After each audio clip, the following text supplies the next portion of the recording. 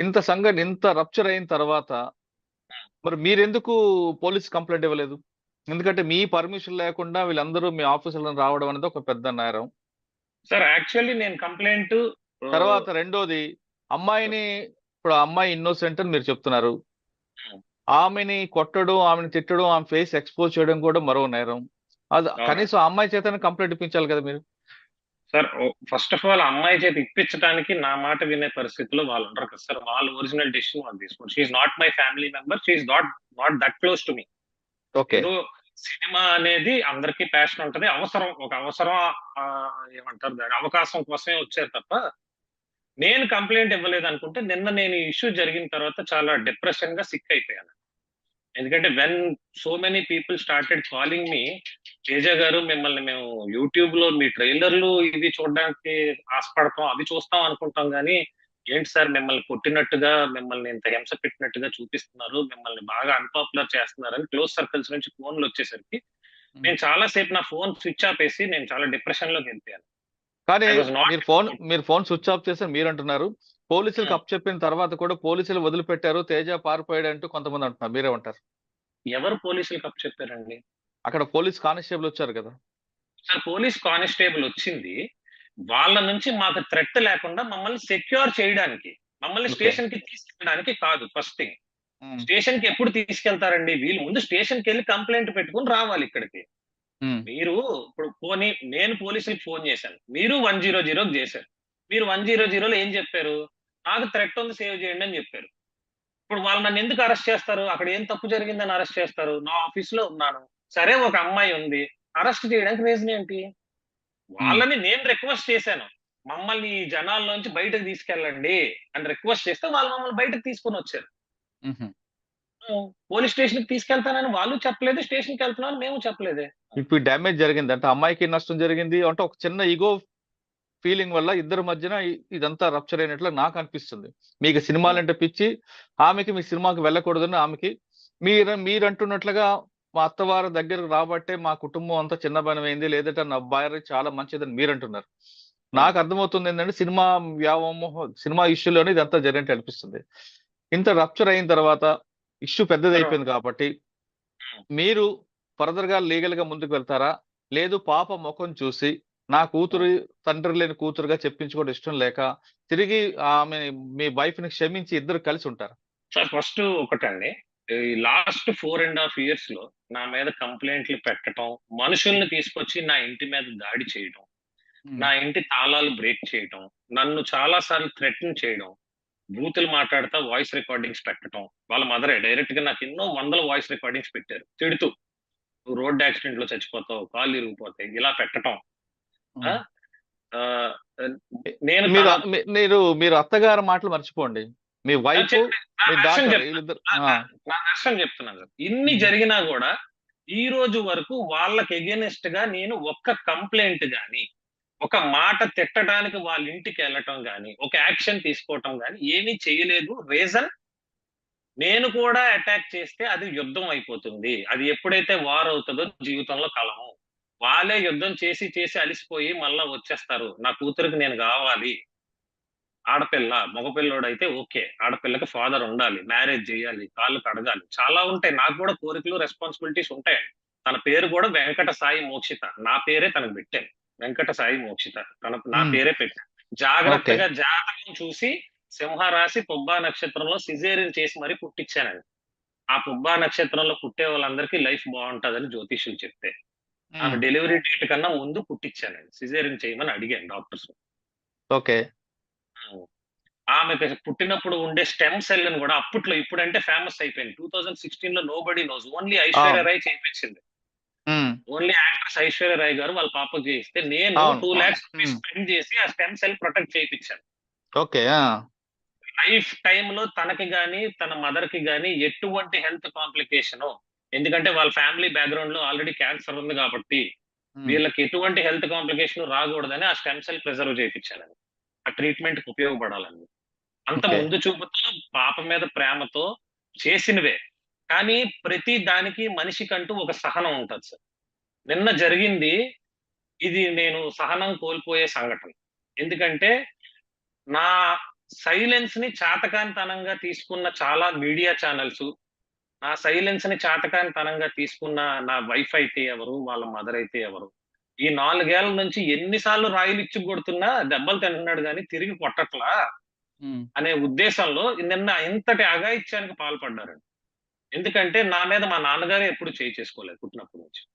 నా మీద చేయి చేసుకోవటం, కావాలనే మీడియాలో రికార్డ్ చేయిపిచ్చి, దాన్ని కొన్ని వందల సార్లు దాన్నే టెలికాస్ట్ చేయిపించటం, నన్ను అవమానపడేలా చేయటం, నేను డిప్రెషన్‌లోకెళ్ళేలా చేయటం, ఇవన్నీ చేసిన కారణంగా మొట్టమొదటైతే దీని మీద లీగల్‌గా తిరిగి అటాక్ చేసే విధానం, పద్ధతులు మాకు కావండి. నాది ఆ మెంటాలిటీ కాదు. లీగల్‌గా పోలీసు వారు దీనికి ఏం న్యాయం చేస్తారో, తగు కేసులు ఎలా పెట్టాలో, ఏ సెక్షన్సో కనుక్కొని ట్రెస్పాసింగ్ కింద వితౌట్ మై పర్మిషన్ నా ఆఫీస్ స్పేస్‌లోకి అది ఎంటర్ అవ్వడం తప్పు. ఎంటర్ అవ్వడమే కాకుండా నా స్టాఫ్‌ని కూడా కొట్టారండి.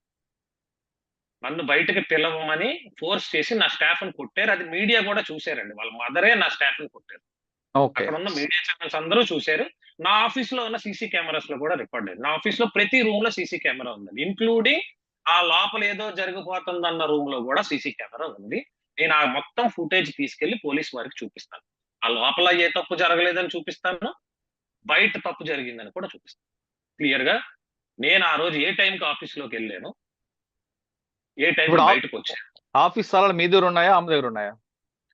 ఇప్పుడు ఆ రోజు నా ఆఫీస్‌లో థెఫ్ట్ జరిగిందండి. బేసిక్‌గా ఒక రింగ్ మిస్‌ప్లేస్ అయింది. అండ్ నా కార్ కీసు, నా నా సొంత ఇంటి కీసు, నా ఆఫీస్ కీసు అన్నీ కలిపి ఉన్న ఒకే ఒక్క సెట్. ఆ సెట్ పట్టుకొని ఎళ్ళిపోయారండి. డైరెక్ట్‌గా నా వైఫే పట్టుకొని ఎళ్ళిపోయింది. యాక్చువల్లీ నేను గూడా అంతమంది జనంలో ఎవరో తీసుంటారులే అనుకున్నాను. వాళ్ళని అనుమాన పడలేదు. వాళ్ళు యూట్యూబ్‌లో చూపిస్తున్న వీడియోస్‌లోనే క్లియర్‌గా ఆవిడే పట్టుకెళ్ళిపోతున్నట్టు కనిపించింది సార్. అవి కూడా రికార్డ్ చేసి పెట్టుకున్నాం సార్. రేపు పోలీస్ కంప్లెయింట్‌కి వెళ్ళినప్పుడు ఆ కంప్లెయింట్ ఎలా రాయాలో ఏంటో ఆ కంప్లెయింట్ రాసి దాంతో పాటు ఈ ప్రూఫ్స్ కూడా సబ్మిట్ చేసి మాకు న్యాయం చేయమని అడుగుతున్నాం. అంటే లీగల్‌గా ప్రొసీడ్ అవుతానంటారు మీరు. 100% ప్రొసీడ్ అవ్వాలి కదా సార్. ఎందుకంటే దిస్ ఇస్ నేను కంప్లీట్ డీఫేమ్ అయ్యాను కదా సార్. చేయలేని తప్పుకి నేను డీఫేమ్ అయ్యాను. కానీ సో మీరు నేను లీగల్‌గా ప్రొసీడ్ అయితే ఇటు హ్మ్. అమ్మా, నాన్న మధ్యన ఈ విభేదాల మధ్యన మీ పాప సఫర్ అవుతుందని ఆలోచిస్తున్నారా? సార్ పాప లాస్ట్ 4 ఇయర్స్ నుంచి సఫర్ అవుతానే ఉంది సార్. ఎందుకంటే ఎన్ని సార్లు నీ హస్బెండ్ పాపని తీసుకొని రా అని అడిగినా మీరు చూపించడానికి ఇష్టపడలేదు. కనీసం ఫోన్ మాట్లాడించడానికి కూడా మీరు ఇష్టపడలేదు. పాప పేరు అడ్డు పెట్టుకొని మీరు నన్ను ఎంత బ్లేమ్ గేమ్ ఆడారో, ఎంత ఏడిపిచ్చారో అదంతా మీకు కూడా తెలుసు. కానీ ఇప్పుడు ప్రెజెంట్ సిట్యుయేషన్ ఏంటంటే, ఈ రోజు కూడా ఇప్పుడు పాపే కావాలంటున్నాను సార్. ఈ రోజుకి నేను చెప్తున్నాను. నేను ఇప్పుడే కాదు కోర్ట్‌లో వాళ్ళు నాతో ఎంత ఫైట్ చేసినా, లాస్ట్‌గా నేను కోర్ట్‌లో ఫైట్ చేసేది నాకు నా కూతురు కావాలనే. మీరు నన్ను వదిలేసుకుంటే వదిలేసుకోండి. అది మీ పర్సనల్ చాయిస్. నాకు నా కూతురు కస్టడీ కావాలనే నేను అడుగుతానండి. ఇవన్నీ ఎందుకండి? సినిమాలు కాసేపు ఆపితే బెస్ట్ ఏమో గదా! ఆవిడకి నచ్చచెప్పుకొని సినిమాలు యాక్ట్ చేయొచ్చు కదా మీరు. సార్ ఆవిడకి నచ్చచెప్పడానికి ఎన్నో సంవత్సరాలు ప్రయత్నించాను. అండ్ ఇంకొకటి కూడా from the bottom of the heart ఆవిడ ప్రాబ్లమ్ సినిమా అనే కాదండి. వాళ్ళ ఆవిడకి అనుమానం ఉందా? ప్రాబ్లమ్ అన్నీ ఉన్నాయి. ఒకటి కాదు. వాళ్ళ ప్రాబ్లమ్ ఏంటంటే లొంగాలి. మన చెప్పు మాట వినాలి. ఒక సినిమాల్లోకెళ్తే పేరొచ్చేస్తే మన మాట వినడు. లేదంటే ఇంకొక బిజినెస్ ఏదైనా చేసి పెద్ద ఇదైపోతే మన మాట వినడు. ఉద్యోగం చేసుకుంటే మా నాన్నగారిలాగా పొద్దున్నెళ్లి రాత్రొస్తాడు. ఇంట్లోనే ఉంటాడు. జీతం అంతా తెచ్చి ఇచ్చేయాలి. రూల్స్ ఉంటాయి వాళ్ళ ఇంట్లో చాలా. కార్డ్ తన దగ్గరే ఉండాలి. సాలరీ పడగానే తనకి లెక్కలు చెప్పాలి. ఇవన్నీ ఉంటాయండి. This is not the life which our parents taught us. మా ఇంట్లో మా ఫాదర్ ఒక రియల్ ఎస్టేట్ బిజినెస్ మ్యాన్ అండి. మా ఫాదర్ మాకేం కావాలంటే అది ఇస్తారు. మాకు ఫ్రీడమ్ ఇచ్చారు మా ఫాదర్. మా ఫాదర్ ఏం చెప్పారు? నేను సినిమాలు చేయాలని ఎక్స్‌ప్రెస్ చేసినప్పుడు, ఫస్ట్ నువ్వు బుద్ధిగా గవర్నమెంట్ జాబ్స్ రాయడం ట్రై చెయి. గవర్నమెంట్ జాబ్ వచ్చాక కూడా సినిమా చేయడానికి గవర్నమెంట్ అవకాశం ఇస్తుంది. చాలా ఫీల్డ్స్‌లో అదేలెండి. ఉన్నాయి. ప్రతి ఎందుకంటే తండ్రి, తల్లి అవునండి. మా ప్రతి తల్లితండ్రి చెప్పే మాటే అవి. మా గ్రాండ్ ఫాదర్ కూడా డ్రెడ్జింగ్ కార్పొరేషన్‌లో మేనేజర్‌గా చేశారు. ఓకే. ఆయన చాలా విపరీతమైన ఆయన పెద్ద కవి. ఆయనకి ఆంధ్ర రత్న అని బిరుదు గూడా ఉంది. ఆయన ఆ కవిత్వాలు రాయడానికి ఎళ్ళేవారు. ఆయన బాల్ బ్యాడ్మింటన్ ప్లేయర్, క్రికెట్ అన్నీ చేసేవారురా ఉద్యోగం చేస్తూనే. నువ్వు గూడా అలానే చేసుకోవచ్చు. చాలా మంది ఎగ్జాంపుల్ ఉన్నారు. ఎన్టీఆర్ గారు గవర్నమెంట్ ఎంప్లాయే, బ్రహ్మానందం గారు గవర్నమెంట్ ఎంప్లాయే. ఇలా రిఫరెన్స్‌లు చెప్పి నన్ను ఒప్పించి నా చేత ఉద్యోగం రాయించారు. నేను కూడా జాబ్ వచ్చాక ఫ్యామిలీ సెక్యూరిటీ కోసం ఆ జాబ్, ఫ్యామిలీ జాబ్ రెండే చూసుకున్నాను. రైట్. అవకాశం వచ్చిన వెళ్ళాను తప్ప అవకాశం కోసం జీవితాన్ని వదిలేయలేదండి. ఓకే. అవకాశం ఎత్తుకుంటూ వస్తే వెళ్ళాం. ఇప్పుడు ఒక సినిమాలో మన పక్కన ఒక మనిషి ఉన్నారంటే ఆ అమ్మాయికి మనకి అక్రమ సంబంధం. ఒక అమ్మాయి మన ఫోటోకి ఎక్కడో సోషల్ మీడియాలో ఒక లైక్ కొట్టిందంటే ఆ అమ్మాయి నీతో అక్రమ సంబంధం.